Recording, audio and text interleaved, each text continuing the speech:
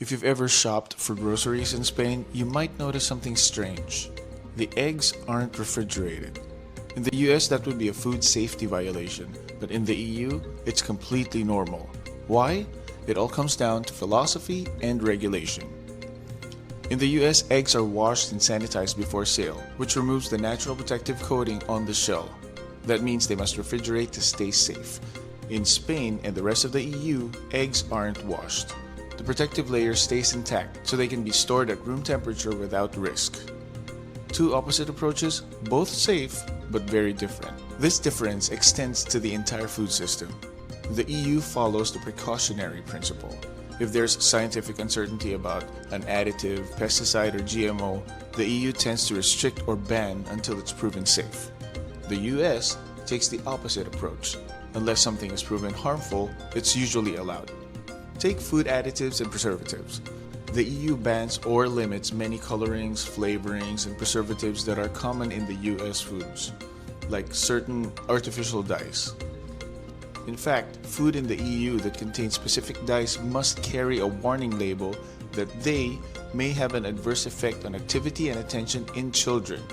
In the US, the same dyes are widely used without such warnings. Labeling rules are also stricter in Spain and the EU.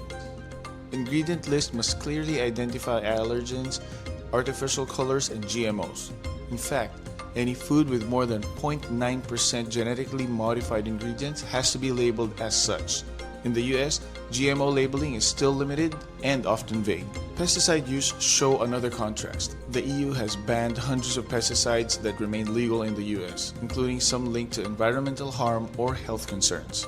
Spanish agriculture is heavily regulated under these EU rules, which is why produce here may have fewer residues than similar items in an American supermarket. Even meat looks different.